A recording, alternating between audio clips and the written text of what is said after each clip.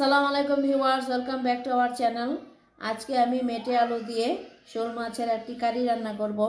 আর এই মেটে আলুর কারিটা কিভাবে তৈরি করা যায় লেটস সি। ভিউয়ার্স দেখুন, মাটির নিচের আলু, যেটাকে আমরা মেটে আলু বলে চিনি, এটা উপরের আবরণটা একটু মাটির লেগে আছে। আর দেখুন এই যে দেখুন একটু লালচে লালচে ভাব আছে, আবার খোসাটা ছাড়ালে সেই আলুর কালারই। এটা আজকে আমি শোল মাছ দিয়ে রান্না করব। ভিউয়ার্স, মেটে আলুগুলোকে আমি এভাবে কেটে ধুয়ে নিয়েছি। এখন একটু ভাপিয়ে নেব।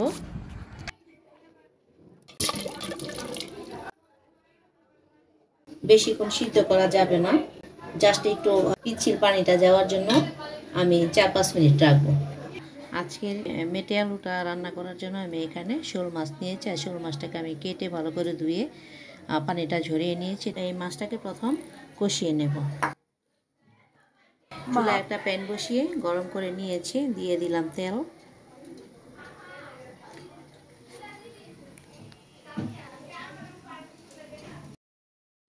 তেলটা গরম হয়ে গেছে, দিয়ে দিলাম পেঁয়াজ কুচি। মাছটা কষানোর জন্য 1/2 চামচ করে হলুদ ও মরিচ গুঁড়া দিয়ে দিলাম। এখন দিয়ে দেব একটু পানি,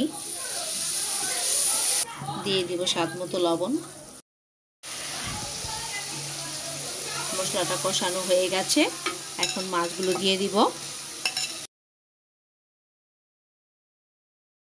ভিউয়ার্স, ভিডিও শুরুতে একটা লাইক দিয়ে দিন। এখন দিয়ে দিব একটু পানি,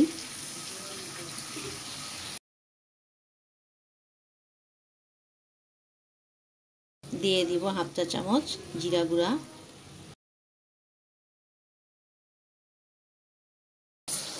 যারা এখন আমার ভিডিওটা দেখছেন এখনও সাবস্ক্রাইব করেন নাই, প্লিজ সাবস্ক্রাইব করুন আর পাশে থাকা বেল আইকনে ক্লিক করে রাখুন, যাতে পরবর্তী রেসিপিটা সবার আগে আপনার কাছে চলে যায়। ভিউয়ার্স, মাছটা কষানো হয়ে গেছে, এখন নামিয়ে নেব। ভিউয়ার্স, আমি মাছের কাইটা রান্না করার জন্য আরেকটা প্যান নিয়েছি, সেটা চুলায় দিয়ে গরম করে নিয়েছি। এখন দিয়ে দিব তেল। আমি এখানে প্রায় 4 টেবিল চামচ পরিমাণ তেল দিলাম।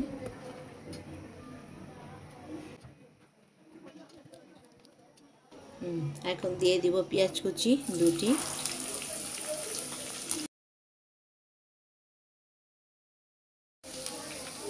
পেঁয়াজটা ভাজা হয়ে গেছে, এখন দিয়ে দিব 1 চা চামচ আদা রসুন পেস্ট। এটাকে একটু ভেজে নেব কাঁচা গন্ধ যাওয়া পর্যন্ত। এখন দিয়ে দিব 1 চা চামচ মরিচ গুঁড়া, 1/2 চা চামচ হলুদ গুঁড়া, 1 চা চামচ ধনে গুঁড়া, 1/2 চা চামচ জিরা গুঁড়া। তা দিয়ে দিব এখানে।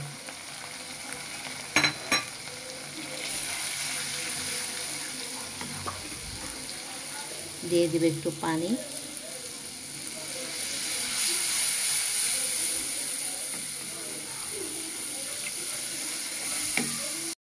দিয়ে দিব স্বাদ মতো লবণ। যেহেতু আমি মাছ কষানো লবণ দিয়েছি, তাই এখানে লবণটা বুঝে অ্যাড করব। ভিউয়ার্স, মশলাটা কষানো হয়ে গেছে, এখন দিয়ে দিব সেই ভাপিয়ে রাখা মেটে আলুগুলো। আর ভিউয়ার্স, এই আলুগুলো দিয়ে আরও অন্যান্য রেসিপিও করা যায়, যেমন গরুর মাংস বা মুরগির মাংস রান্না করা যায়, চিংড়ি মাছ দিয়ে রান্না করা যায়। আমি তো আজকে শোল মাছ দিয়ে রান্না করছি, অন্য যে কোনো মাছ দিয়েও এই আলুটা রান্না করা যায়। এবং এই মেটে আলুটা আপনার সাধারণ আলুর চেয়ে স্বাদে গুণে অনেকটা এগিয়ে আছে। একদিন হলেও রান্না করে খেয়ে দেখবেন। এখন কিছুক্ষণের জন্য ঢেকে দিব।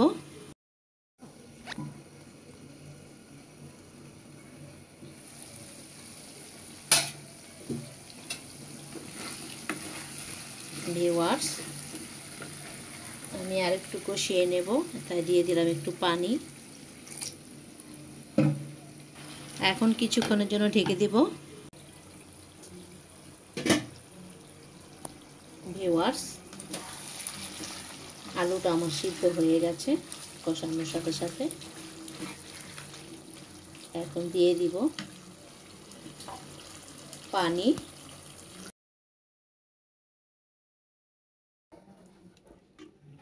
আর একটু পানি দিয়ে দিচ্ছি। চুলার আঁচটা বাড়িয়ে দেব আর একটু ঢেকে দিব। ঝোলটা ফুটে উঠলেই মাছটা দিয়ে দেব।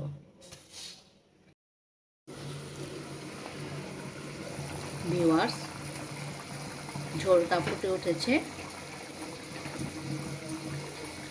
এখন কষিয়ে রাখা মাছগুলো দিয়ে দিব।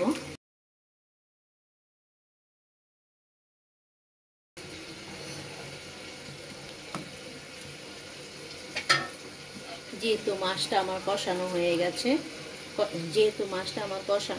তাই রান্নাটা বেশিক্ষণ লাগবে না। আমি আর 6-7 মিনিট রান্না করব।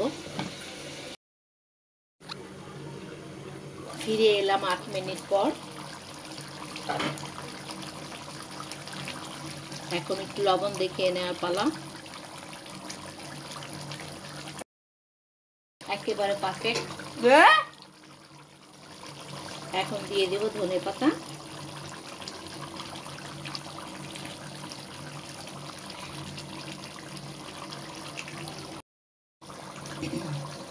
ধনেপাতা দেওয়ার পর আমি আর 2 মিনিট ঢেকে রান্না করব, তারপর নামিয়ে পরিবেশন করে নেব। সো ভিউয়ার্স, তৈরি হয়ে গেল মেটে আলু দিয়ে শোল মাছের কারি। আর এই আলুটা আপনারা মাংস কিংবা অন্য কোনো মাছ দিয়েও রান্না করবেন। গরুর মাংস, মুরগির মাংস সব কিছু দিয়েই চলে এবং খেতেও টেস্ট। তো রেসিপিটা কেমন হয়েছে অবশ্যই কমেন্টস করে জানাবেন। সবাই ভালো থাকবেন। আল্লাহ হাফেজ।